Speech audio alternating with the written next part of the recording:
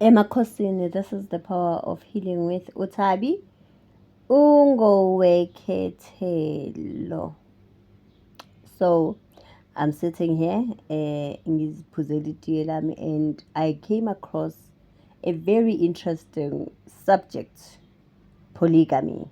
The subject of polygamy. So one of the things that I do is couple spiritual therapy. That I do sometimes with my couples. So I was privileged, guys. Gucci. I was shaped, life coached, and mentored by men of different races. Abu Baba Badala, who shaped me to being who I am in terms of reasoning and wisdom. Angazi abantu abadala bebengikhethela ukuthi ngibe close nabantu abadala kimi.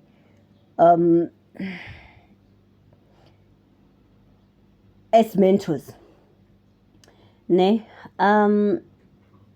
So into engizokhuluma nayo is sort of a bit of content. Maybe because I think isenge ngachaza my views and enlightenment in terms of spirituality and polygamy. The way ngiyifundiswe noma ngiyazi ngakhona noma ngiyi-understanda ngakhona. So I came across a video, guys, of this couple discussing views wabo and opinions in terms of polygamy. And because senge ngayibuka ngayichaza mhlambe nge-spirituality ngokomoya, ngifuna uku-engage now ngokwenyama and be maybe yimi umntwana, maybe yimi onenkinga, and mhlambe nami ngizofundiswa, ngidinga ukufundiswa ku the subject at hand, because so we've had discussions, no Daddy, I think, past discussions about polygamy, and I've always stood my ground. I'm okay with it. And omunye umuntu uzothi why? First of all, guys, it is very important. It is very important for a person to be self-sufficient. Be enough for yourself. First, before ungafila aphi cup yomunye umuntu, be enough for yourself. So the one of the point that the lady made was it subject here, polygamy raises a question of being of enoughness for a woman. Uguti, am I not enough? And a lot of people ask this question, right? But umbuzo wamuthi, and I'll probably be insulted for this, but I need to, as I said, it's my own opinion, right? What does wena ungenaphi kuyo yonke lento? What does you being enough get involved in all of this? Because when somebody introduces the subject to you, being your spouse or your partner, azangathi you're not enough. They did not question your abilities and capabilities. And I know what I'm bringing in terms of abilities. I know my strengths. I know my weaknesses. But what does that have to do with me? Why do we as women look at ourselves in the mirror and see imperfections always? Inkinga esinayo is that we are not sufficient enough that when we see omunye umuntu ngenye indlela siqala ukubheka ama-faults esinawo thina through omunye umuntu. So uzoqala ukuzibuka wena ubuka omunye umuntu wesifazane and then tick izinto ezi-wrong, your imperfections now because of loya muntu wesifazane. Because for me, guys, I've said this during our discussions nomuntu wami, I've said this,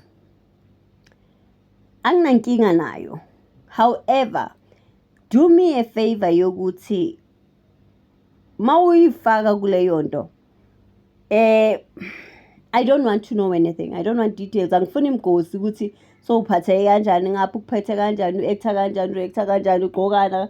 Angifuni imgosi. It has nothing to do with me. Idogwe lakho ozilandele lona.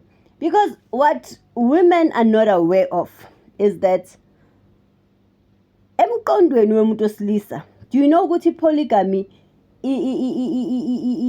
only emqondweni wakhe i-picture nayo i-honeymoon phase kuphela. Most of them, actually 80% of them, i-fantasy yakhe iphelela ku-honeymoon phase. It does not involve phase 2 no 3 no 4 no 5. Iphelele bumnandini, iphelele kutheni ngifuna ukwandisa umndeni, seka i-picture ahamba nabafazi abawu-2 nabafazi abawu-2 akwazi ukuthintsha ze ngapha ze ngapha. Iphelela kuleyo phase. Now what they do is give you the responsibility of phase 3, phase 2, 3 and 4. What do I mean by that? Izoqala lento ngithi ithi mayiqala i-producer ama-problems. Now you are going to get involved and now come up with solutions.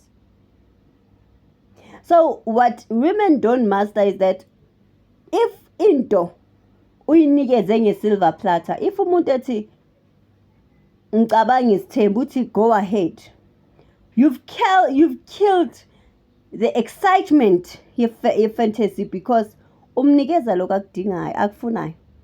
It's not ukuthi uyakudinga uyakufuna, and you fighting it, for me you fighting it gives it more power ukuthi akaqhubeke ngayo. Ayikho into ebhora njengokuthi uthi ucela into ubuyithola the way ngakhona, because now ama-question azoba nawo ukuthi so ungithandi awufuni ukungilwela nani. Why should you be the reason of empowering him?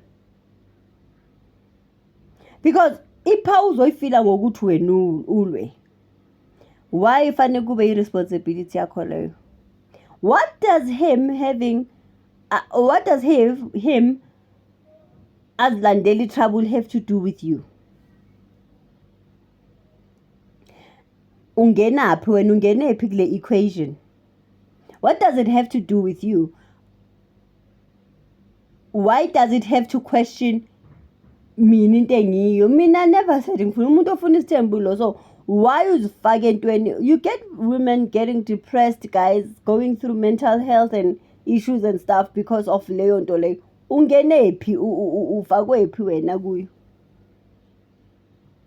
And then now women will say it brings a lot of headache and heartache because of isimo. Uyabo ukuthi wena so uthathe wazibeka ku phase 2 3 4 5, umnikazi beka sese ku phase 1 ku honeymoon. Hamba ngeflow yakhe ye honeymoon. Now uthi sinzima nani. Guys, we must also look at ourselves in terms of how do we react to certain things. Maybe I've taken lifetime natural ashwagandha, I don't know, but why does it have to bother me? Amashinanigans womuntu alle angahlangene nami. That's my question that maybe I need to be educated on. Why fanele question ukuthi mina ngifila kanjani ngami? It's not about me. Mind you, it could be that the person is not self-sufficient for himself. So uzifakile wena.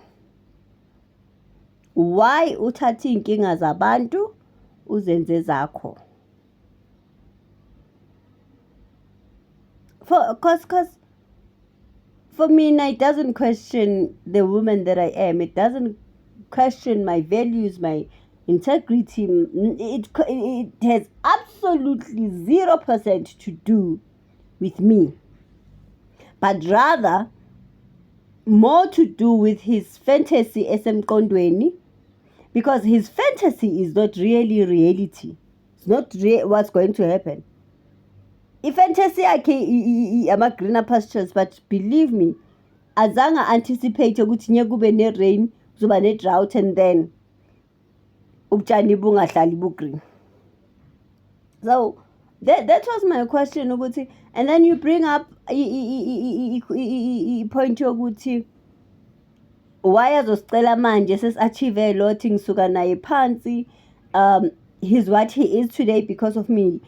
He's what he is today because of his willingness to listen and be guided and get support.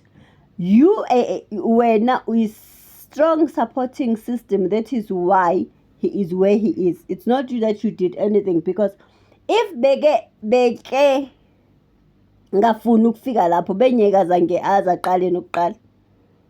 The saying that you can take the horse to the water but won't make the horse drink the water comes from that.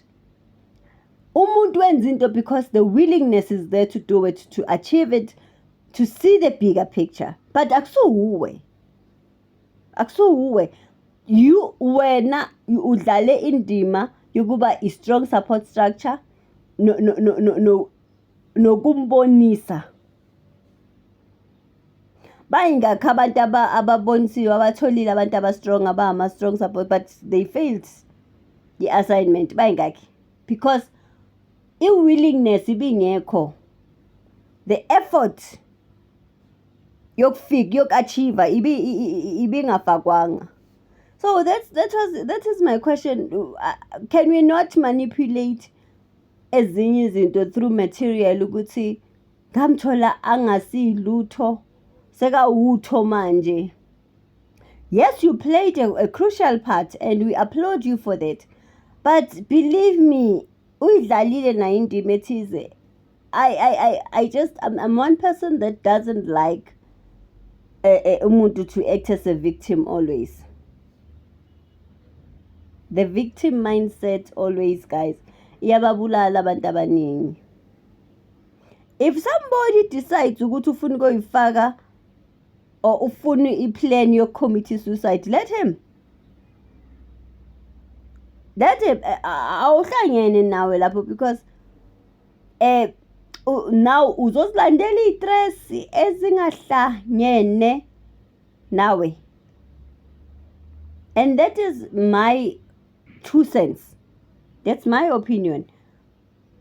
Why should I be shaken by into engahlangene nayo?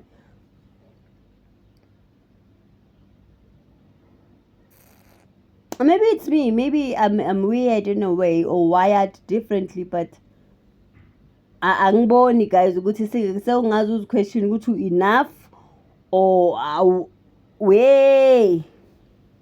Be self-sufficient, guys. Yenza into zakho. Now self gcwalise like a cup. Stop investing too much energy on somebody else that you forget about yourself.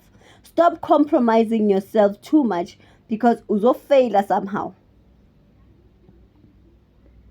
The problem is we've got people who are compromising so much of themselves that when shit hits the fan, they get damaged.